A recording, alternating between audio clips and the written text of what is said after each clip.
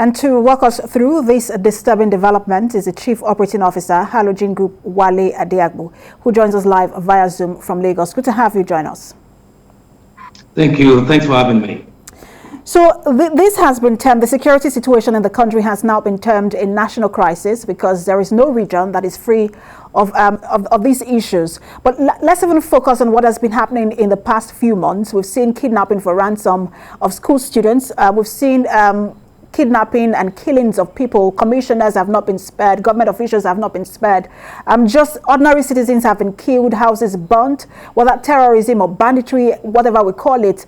For the rest of us who are trying to make sense of it, but for those of you in the security circle, how are you interpreting and assessing the situation?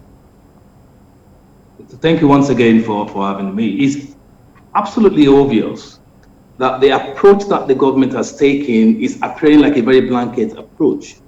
And the history of lack of security in our nation has shown that we lack the capability for preemptive and preventive security. Hence, we have the same thing happening again and again.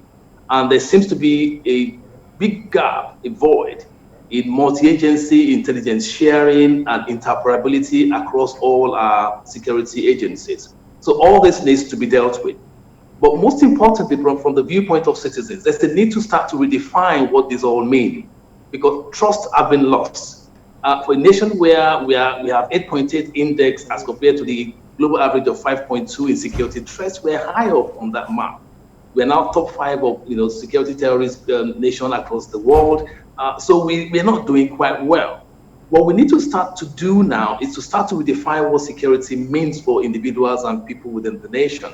And that requires that we have a risk-based approach, agile security in terms of strategy, and a people-oriented approach to dissecting the nature of what we've been experiencing in the last few years. So when we talk about security now, or the lack of it, we need to start to ask the question, what impact does it have in terms of food, in terms of economy, in terms of health, in terms of infrastructure, noting that most of our infrastructure have 39.6.7% coverage in terms of security, and our food security index is about 38%. For a nation of over 200 million people. So we need to start to think about this issue of security from different dimensions.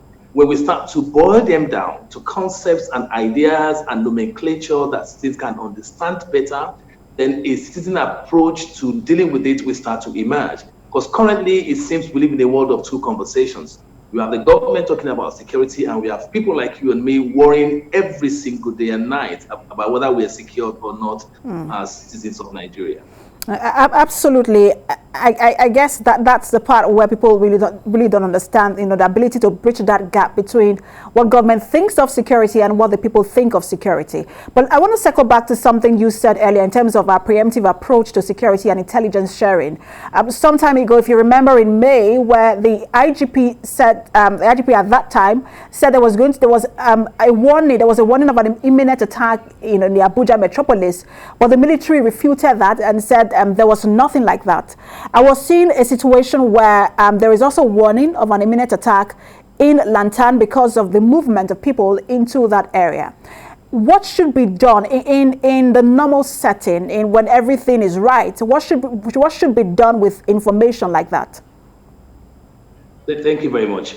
I mean, the first question is to challenge the credibility and the validity of such information. And how do you do that if you don't have a system that is supported by two main frames? One is community-based intelligent gathering with some element of validity built into it. And secondly, technology that will support you in ensuring that you are fluid and efficient and effective in deploying that in your responses and intervention. And if your intelligent gathering is not multi-agency based, including people who live in that locality as part of your security instrument, and the system you have does not have any predictive capability, is not agile in terms of threat discerning, then it's not going to work. So it's a combination of our statutory sector who are doing a huge amount of work. I mean, noting their limited, infrastructure, limited capability, limited funding, and limited support, but they're doing their utmost best.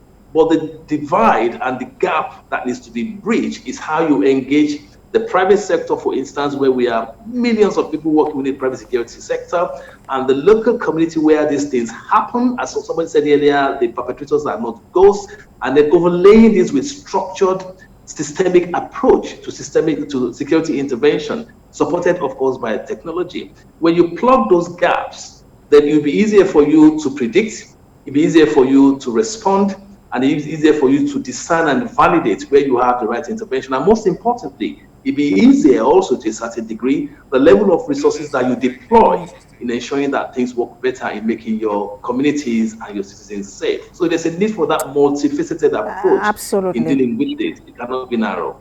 And you talked earlier about how, Nigeria is now top 5 in terms of security challenges. If anyone had told us 30 years ago that this would be Nigeria, I'm sure we would have all doubted that such a thing would happen. But thank you so much for sharing your thought with us on this issue.